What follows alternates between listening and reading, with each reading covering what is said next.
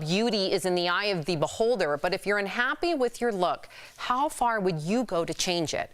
Erica recently chatted with a woman who bleached her dark skin to look lighter. Here is her story. Eiman Mirghani's family tree is rooted in Sudan and Egypt, but Qatar is her home.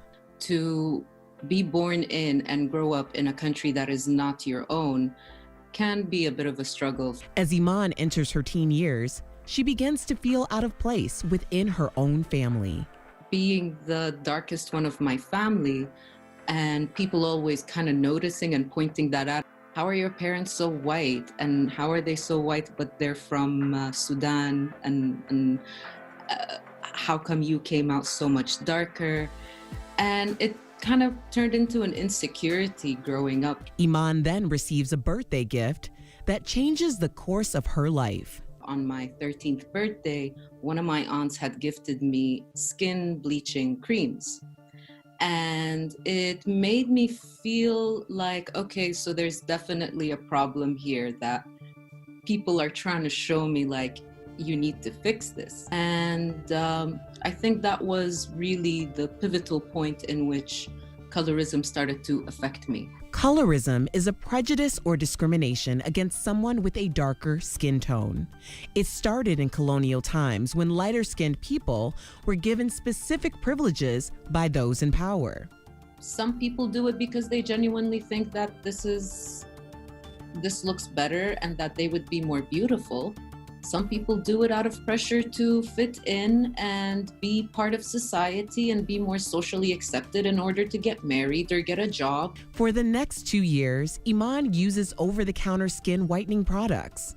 A lot of these creams have been studied and found to be very cancerous and very dangerous. They can lead to liver diseases. Random white blotches is the only change Eiman ever sees to her skin. Eventually, I had stopped around the age of 15 because I was never fully convinced of it to begin with. For me, it didn't feel right doing it. It always just felt like it was the world that had a problem with my skin, but not me. Eiman, welcome to DBL. Thank you. Thank you so much for having me. Well, you know, while bleaching your skin, you said that you didn't really see a change in your blackness. So why did you continue to do it for 2 years?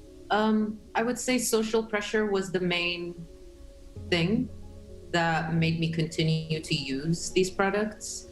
It made me feel really insecure, especially because it's something that people often pointed out about me. You know, one thing to note, particularly about the Arab world where I grew up, is that we have very little to zero representation, positive representation of Black Arabs, people of color within our society, within our media. So it's not just family pressures. It's also trying to live up to the standard of beauty that is upheld so much in the Arab world, where if you are lighter skinned, then you're great. Well, you're certainly on the front lines of helping with that change because, as you mentioned, it's the lack of representation or it's the manipulation of the images that you're seeing with darker skin in the representation that's really driving this whole narrative. So today, how do you feel about your blackness? It's just who I am, and I no longer desire to change that because other people or the media or maybe certain people in my family think that if I were to change that about me, then that would make me better. I believe wholeheartedly that, you know, I am perfect the way I am. I hope that by being a positive representation in that way, then I can show other people of color in the Arab world that your blackness is beautiful as it is, and it's important, and it's an important part of our Arab history, our Afro-Arab identity, and that we shouldn't hide from it anymore. Well, Eiman, I know that we're talking about it. I'm definitely talking about it, okay? I thank you for your time, and I thank you for starting a conversation in places and spaces that people may not have been emboldened to have that conversation. You are so appreciated, and thank you for stopping by DBL.